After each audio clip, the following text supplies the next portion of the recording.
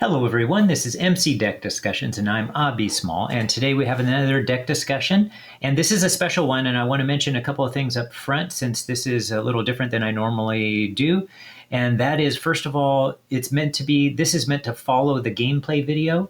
So so if you're doing it in the correct order, a person would watch the gameplay video first and then afterwards watch this, because I plan on discussing results from that gameplay video and I wouldn't want to spoil it. But if you don't care, then you can go ahead and watch this instead. First. And then the other thing is that I am not planning on doing a full-on write-up of this, so I'm just going to keep this deck in my private collection, but I will share the link in the description, so you can still access it. You can access anything in my private collection if you have the link. So I'm just going to keep it there, then that way I don't have to do a full write-up with this tournament going on. There's lots of stuff to do, and so I can avoid that and just discuss the deck. Okay, so a couple of other things to get out of the way. I'm going to talk about this stuff over here. So if you already know about the tournament and all the little details there, you could skip this, skip ahead in this part. So first of all, the limited environment draft tournament. I had that with these other 4 content creators: Solo Marvel Champion, Facing the Encounter, Jacen Sketch, right? So those 3 plus myself. And then these are due to my draft picks. This is my limited environment. So it's the core set, the 2 campaign expansions. So we don't have 3 in our limited environments. We have just 2. Next Evolution and Mutant Genesis. And instead of the usual 10 hero packs, we have 8. And in my case, I have Psylocke, Storm, Wolverine, Iceman, Magneto, Black Widow, Phoenix, and Rogue. And all of us have different ones, right? So everybody has a different environment because this was a draft pick type thing. So, and then it's a 4-week tournament, and these are the scoring rules down here. So if you wish to know those scoring rules, you can just pause the video right here and be able to read those scoring rules. Okay, so let's go ahead and discuss the deck. And this was built specifically to play against Juggernaut. So, and that's part of the fun of this tournament for me. I usually build decks that are meant to handle as many villains as I can, and I just try to make the deck really strong to go about against just about anybody. But this is meant to go against Juggernaut, and so I designed it with that in mind, though it should be a strong deck, in my opinion, anyway. So I'll talk about those elements that are meant to deal specifically with Juggernaut, or in a way, really, it has to do with why I chose Psylocke. So one of the big reasons I chose Psylocke as one of the heroes to go up against Juggernaut is because of the Psy Knives and their ability to generate resources. So one of the things that it tends to be very beneficial when you're going up against Juggernaut is to flip over his helmet. So he's exposed, so he doesn't have Stalwart or Overkill, because his attacks can be big and those overkill attacks could defeat you rather quickly. So flipping that over is important. And the way you flip it over is you pay with 3 resources of the same type. So she has that built in. So when it's on the Psy Knives side, both of these are mental resources, and you just need one other mental resource. When it's flipped over to the Psy Katana side, both resources are physical resources that you generate. They're all hero resources. And then you just need one other physical resource. Okay? And that is part of why I put Quincarrier in this deck. So even though Quincarrier can't be played, I do have build support. So that's the purpose of build support in here, is specifically to grab Quincarrier. And that gives that 3rd resource that can be anything that I want. All right, plus Quincarrier is just a fantastic resource generator anyway. Okay? All right, and then the other part of this build is I wanted to be able to take advantage of team building exercise, or I should say I saw that I could take advantage of team building exercise if I built the right deck, because Psylocke is Psionic and X-Force on her hero side, right? And team building exercise will let you decrease, the cost, resource cost by 1 of a card in your hand that shares a trait with your hero. So she already has 3 of these Flurry of Blades that are psionics. She has 3 mental detection cards that are psionics, and these 2 psionic redirects that are also psionics, although those are defense cards. Those are hero interrupts. So I just realized actually that wouldn't apply, right? Because this is a hero action, so I can't use it when I'm doing that. So actually, and that actually applies to this one too, right? Wow. Okay. I guess I didn't really keep that in mind fully, though I did not, break the rules when I played my games. But still, I wasn't really thinking about that I can't use team building exercise because these will be played typically when you're on your defensive side. So really, though, it still works, though, for the 3 copies of Flurry of Blades and the 3 copies of Mental Detection. So there's 6 cards there. So not as many as I was thinking originally. I'm glad I noticed that now. But that's already 6. And so Angel, it would also be able to be used for Angel, Caliban, Kid Omega, M, Mirage, Phoenix, and Professor X. So everybody except for Nick Fury, team building exercise. So that's another 7. So 7 plus the 6. So that's 13 cards, which is a really nice quantity of cards for that. So, all right. So so team building exercise could allow me to play those cards, and a bunch of them are in fact psionics. Being able to benefit from psionic as well, and her psionic trait allowed me to then add Psychic Kicker. Okay? And I did choose these specifically. This is meant to be a deck that recurs Nick Fury to really get everything going and set everything up, so that it could be a powerful deck. Get that Avengers Mansion out in the game that was videoed. I didn't get Avengers Mansion out. In fact, of the 3 games I played against Juggernaut as a warm up, I only got Avengers Mansion out once because late game I don't really care about it, and it didn't show up till late game in 2 of the games. But in the game where it showed up early, I got it out nice and early, and I was able to benefit from it all the time. Okay. All right, and then so now we know what the 3 supports are here, okay? And then in order to help make that happen, that's the reason for the inclusion of Caliban, right? So Nick Fury, if he shows up early, that's great, but the odds are just as good that he's not going to show up until later in the deck, and I don't have much of anything else that does any kind of significant card draw. So if Nick Fury is at the bottom of my deck, then I'm not going to see him for a long time.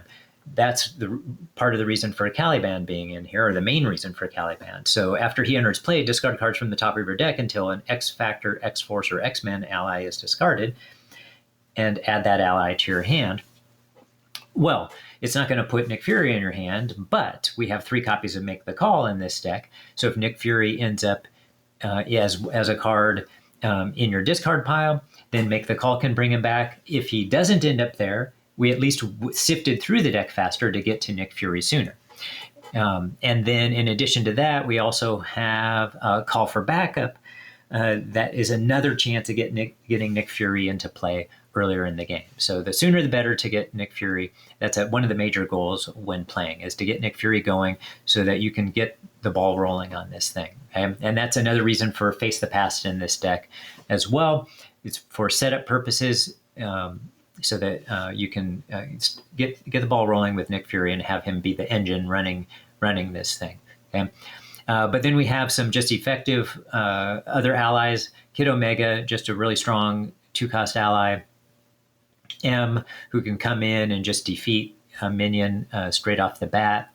Mirage, who against Juggernaut, so Mirage is specifically chosen because Juggernaut's in this deck, or we're facing Juggernaut. So Juggernaut in his expert form, when he's in stage 2, so not in stage 3, but when he's in stage 2, he only has a thwart of 1. So this response ends up being able to stun him as long as you have, taken out that helmet, flipped over his helmet.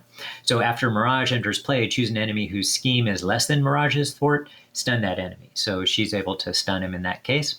And then Phoenix. Phoenix is a really nice addition into here because when you're playing against Juggernaut, you have Hope Summers, and Hope Summers is an X-Force, is a Psionic, an X-Force, and an X-Men ally.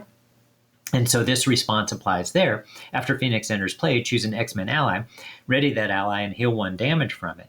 So you're able to get, Hope Summers ready. A lot of times you don't care about the healing 1 damage, though it could apply.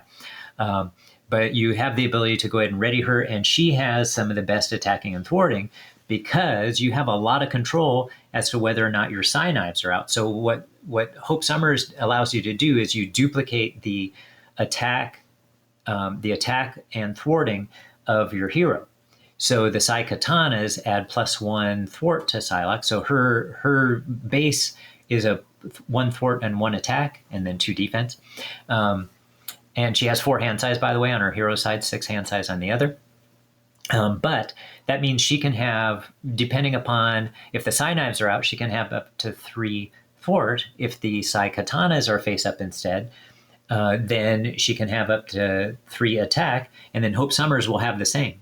And so that makes Hope Summers very powerful. Plus, Hope Summers has a mental resource on her, and when the helmet is flipped over so that Juggernaut is exposed, then that mental resource will deal 1 extra damage as well. So Hope Summers can be dealing 4 damage, 3 damage plus the 1 extra damage, 4 damage, and then we have Psychic Kicker, a couple copies of this that can get in there and make that even ready her again and deal now 6 points of damage possibly.